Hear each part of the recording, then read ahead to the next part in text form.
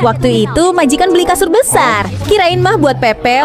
Nggak taunya buat majikan sendiri dong. Sekarang majikan beli kasur besar lagi. Kali ini buat Bontot. Tapi bohong, kasurnya buat majikan ternyata. Para kucing sampai heran liatnya. Bontot sampai sedih, kirain kasurnya buat dia. Tenang aja, nih dibeliin juga kok buat Bontot. Tapi kasurnya kekecilan dong. Makin ngambek deh si Bontot. Akhirnya majikan bikinin rumah-rumahan deh. Biar Bontot nggak bete lagi. Biar kakak-kakaknya nggak iri, mereka juga dibikinin. Semakin lama kucing majikan semakin bertambah dan beraneka ragam. Makanan dan barang-barang pun harus disiapin lebih banyak. Termasuk pas bikin sendal. Majikan harus bikinin buat masing-masing kucing yang sesuai warna bulunya. Ini sandal Gogon, ini sandal Bontot, ini sandal Slamet, dan ini sandal si Putih. Malah jatuh dong. Menurutmu sandal siapa yang paling bagus? Majikan lagi pakein Bontot obat mata. Malah nggak sengaja encesin Bontot dong. Si Bontot pun langsung ngambek. Majikan udah minta maaf, tapi Bontot nggak mau maafin. Majikan langsung kasih contoh akibat nggak mau salaman. Karena takut, si Bontot langsung ngulurin tangan dong. Si Bontot diam-diam makan pizzanya majikan. Majikan langsung gunting bekas pizza gigitan Bontot. Abis itu si Bontot jilatin minuman majikan. Langsung digunting deh sedotannya. Karena kesel sama si Bontot, Bontot nggak dibolehin tidur di atas kasur. Cuma Gogon aja yang disayangin. Bontot jadi sedih deh. Udah nggak usah sedih lagi, nanti dikasih makanan. Tapi makanannya nempel di hidung Bontot. Dia udah jilat-jilat tapi nggak bisa-bisa. Majikan beliin Bontot tempat tidur yang kecil banget. Ini mah cuma muat tangannya doang. Bontot jadi bete sama majikan. Cuma bercanda. Majikan beliin tempat tidur besar banget buat Bontot. Buat mainan pun bisa. Sampai kakaknya iri dan mereka pun rebutan tempat tidur baru. Bontot ngalah dan pergi. Dia pun jadi murung. Akhirnya majikan izinin Bontot tidur di kasurnya. Bontot pun seneng. Tempat tidurnya luas. Tapi malah ngajak kucing lainnya dong. Majikan terpaksa deh bobo di kasurnya Bontot. Papa beliin sayap kupu-kupu buat adek dan Koko. Sayap itu bisa bergerak layaknya kupu-kupu sungguhan. Dan pas dipakai di tempat gelap, cahaya sayap kupu-kupu itu berkilau indah. Tapi pas adek dan Koko lihat si bocil dan kucingnya nggak punya sayap, mereka merasa kasihan. Jadi mereka kasih deh sayapnya buat si bocil dan kucingnya. Karena udah berbuat baik, besoknya Papa beliin lagi sayap buat adek dan Koko. Jadi mereka berempat punya sayap masing-masing yang berkilau indah. Si adek ulang tahun. Mama dan Koko mau kasih kejutan. Tapi si adek susah banget dibanguninnya. Karena kasihan, Mama dan Koko mau kasih kue ultah besok pagi aja. Tapi besok paginya si adek langsung berangkat sekolah. Koko belum sempat ucapin selamat ultah. Pulang sekolah, si adek langsung tidur lagi. Gak mau melewati kesempatan, kali ini Mama yang bangunin adek. Si adek seneng dan terharu banget. Ternyata Koko inget ulang tahunnya.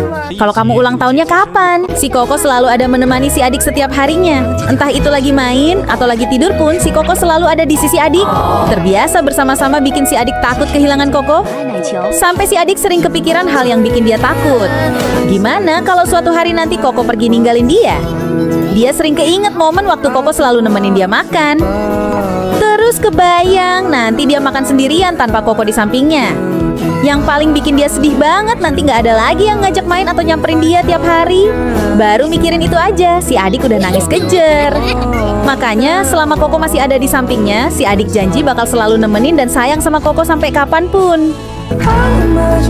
Udah jam 10:30 malam si adik masih belajar. Katanya besok ada ujian. Si Koko nyuruh adik berhenti, waktunya tidur. Koko udah nungguin adik di tempat tidur. Tapi pas lagi tidur, si adik batuk-batuk. Mama yang denger si adik batuk langsung nyamperin ke kamar. Koko yang khawatir si adik sakit pun langsung cari obat. Koko terlihat cemas sekali. Semalaman dia nggak tidur buat jagain adek. Besoknya si adek langsung sembuh berkat Koko yang selalu jagain dia. Si adek mau mudik ke kampung halaman mamanya. Koko bakal ditinggal di rumah nggak diajak. Koko sedih sampai nggak bisa tidur karena nggak mau ditinggal. Besok paginya Koko langsung nunggu di atas koper adek. Dia nggak mau ditinggal, jadinya nempel terus di kopernya adek. Surprise! Ternyata si Koko mau diajak juga. Karena nggak tega mau ninggalin Koko, semalam Mama diem-diem mengemas barang dan makanan Koko ke dalam koper. Koko pun seneng deh nggak jadi ditinggal. Si adek bikin boneka buat Koko, tapi bonekanya nggak mirip Koko sama sekali.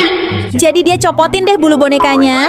Terus dia rajut ulang. Kali ini si Ade pengen bikin boneka yang lebih bagus dan mirip sama Koko. Gak lupa dipakein kumis biar makin mirip. Udah jadi deh. Menurutmu gimana hasilnya? Udah mirip belum sama Koko? Si Adi mau nginep di rumah neneknya. Majikan mau lihat reaksi Koko. Koko menghayal si adik ada di rumah. Dalam bayangannya mereka lagi main bareng. Padahal adik nggak ada di situ. Sampai waktunya bobo pun si adik masih belum pulang. Koko merasa kesepian tanpa kehadiran sahabatnya itu. Ternyata bukan cuma adik yang takut kehilangan Koko. Koko pun sama, nggak mau jauh-jauh dari adik. Mereka pun berjanji akan selalu bersama. Si Ade belajar sampai tengah malam. Udah dibilangin lanjutin besok lagi, tapi si Ade nggak mau denger. Koko pun robek kertas PR-nya Ade, biar Ade bisa istirahat. Si Ade sedih dan marah banget. Koko merasa bersalah. Dia cuma pengen Ade jangan tidur kemalaman. Papa pun jelasin ke Ade, Koko nggak bermaksud jahat, dia cuma khawatir aja. Karena sayang sama Koko, Ade pun langsung maafin Koko deh. Si Ade jatuh dari sepeda sampai rumah dia langsung tutupin mukanya biar nggak dilihat Koko. Koko lihat ada luka di tangan Ade. Dia langsung minta Papa buat obatin tangan Ade. Setelah itu dia suruh Papa pakein antiseptik. Walaupun udah diobatin, Koko masih khawatir sama Ade. Malam hari pas Ade lagi tidur, dia cek lukanya. Dan ternyata udah sembuh dong. Koko pun langsung lega. Tiba-tiba buku anaknya majikan sobek. Ternyata si kapibara pelakunya. Dia pura-pura sedih, padahal aslinya seneng karena nggak perlu belajar. Besoknya dia telepon majikan, katanya nggak jadi sekolah karena nggak punya buku. Lalu datanglah si Bontot sambil bawa buku kecil. Kata majikan, sementara minjem buku Bontot dulu. Anak majikan terpaksa berangkat sekolah deh. Majikan nonton video viral, katanya ada orang yang ngaku-ngaku jadi Emon, padahal yang ditemuin batu giok palsu.